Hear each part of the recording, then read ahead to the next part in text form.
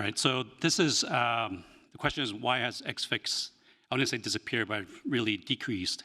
And not for temporizing measures, this is for definitive treatment. I don't have any disclosures, but part of my talk is gonna be data-driven. I'm gonna go into a little bit of a historical context. There is some postulating, so if you know something that I don't know, please fill in the gaps at some point. So, you know, there is data out there showing, I usually don't like data-based studies, but then when you look at incidences and trends, I think they're quite helpful. So in this study from USC, if you look at the data from like 2003 to 2014, they looked at a 10-year period, the use of distal radius XFix has decreased sharply from 17.4% to 4.9%. And I put this arrow here, 2010. If you know the answer, I'm sure some of you guys out there would know why 2010 is an important year. Actually, no, this is the wrong slide. So 2010 is only important to me. And the reason is because this is the first time I actually put in my first XFix. I was a third-year PGY3 resident at Baylor, and this is the XFix that I was asked to put in at midnight, actually. And the reason they gave me this XFix is because they didn't have to explain it to me. It actually comes with sterile instructions. This is the AG wrist jack. If you look at the trends for open reduction internal fixation, there's actually an increase from 2005 and so forth, from 8.75% to 20%.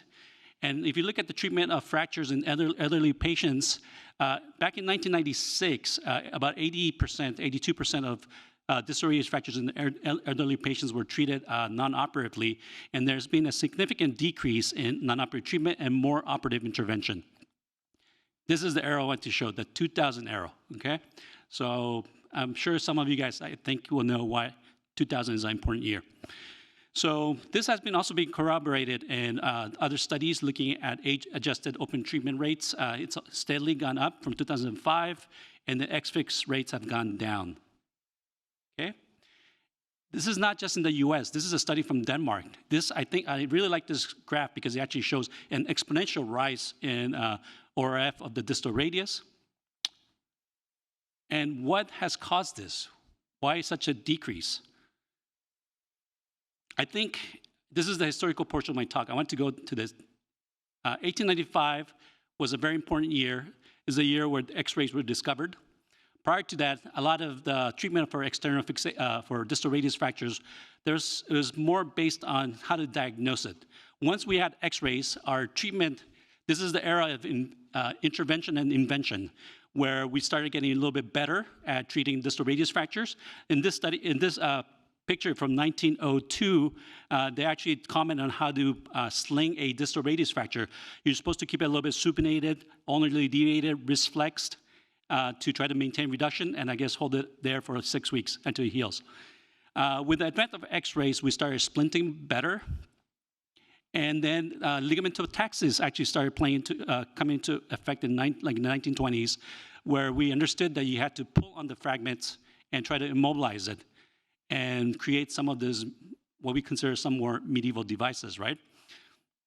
1944, it was also a pretty landmark year, actually, because it was the year where Anderson and O'Neill, they published their report on XFix of the distal radius.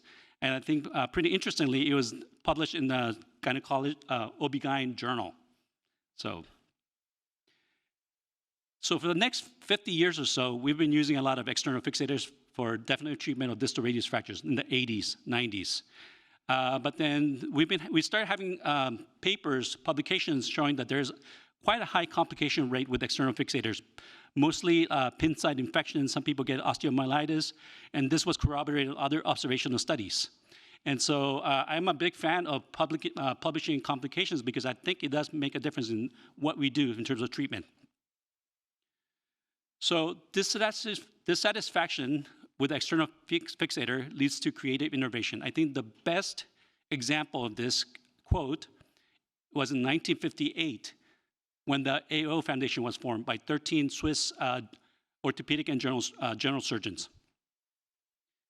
So looking at the timeline of our fixation strategies for distal radius fractures, fragment-specific fixation was first brought into the market around 1997.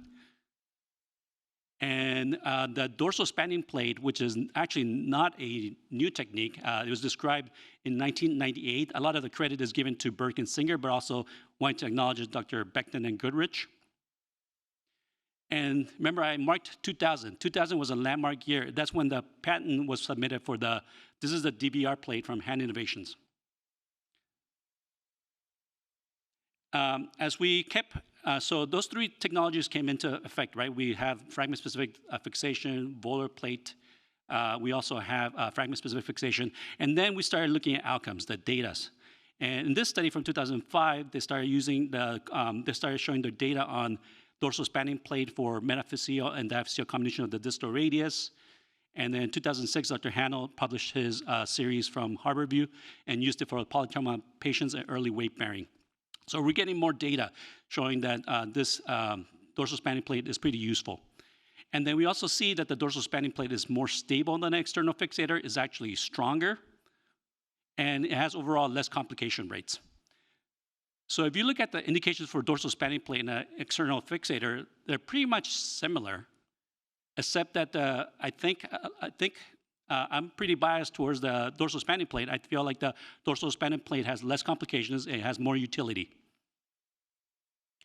Around 2004, Dr. Orbe, who was the inventor of the DVR plate, he actually started publishing his series on treatment of distal radius fractures in the elderly patients and found that they have pretty good function and also anatomic reduction with the distal radius plate.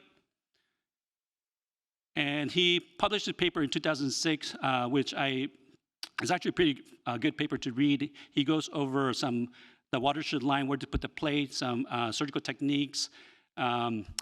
He describes his extended FCR approach. He shows his outcomes, it looks beautiful. He shows his plate, and then also a really happy patient, right? So if you look at this graph, this is from Denmark, but I'm using this as an illustration. From 1997, around 2000 or so, we have innovation, right? Fragment-specific plates, bridge plating, volar plates. And then we start having some outcomes and results showing that it works really well. And then 2006, I think this is where I kind of postulate. I think this is one of the reasons why we have this huge jump in ORF. 2006 is when Hand Innovations was actually sold to J&J. It got sold to Diffuse Synthase, and then they're marketing worldwide, right? So what else do you think has caused a decrease in external fixator use? I think it's multifactorial. I think I've shown that the external fixator has increased complications and morbidity. There was no new innovations, such as the distal radius volar locking plate, fragment-specific fixation, bridge plating. But then as we progress, we also got better at understanding our wrist injury patterns, our diagnosis, indications, biomechanics. And also in this new era of shared decision-making, we actually asked the patient, we could talk about, if you had like a volar, like an extra-articular distal radius plate, who would want an external fixator, right? If you give them the option. This paper I just put up, it's an old paper from 2005. If you haven't read this is a really, really good paper on radiographic imaging of distal radius fractures. I would highly recommend reading this. So in terms of our knowledge of distal radius fractures, I think we've gotten better understanding of the fracture patterns. And like I mentioned, I think patient comfort and preference, we do take that into account when we actually prescribe our interventions. On the left side, I mean, if someone's here from Boston, right? So would you want to wear, would you want an external fixator in Boston in the winter? No. So I think what happened is we've evolved with our treatment from 1902, and we continue to evolve in terms of our intervention, and this is currently where we are. Thank you.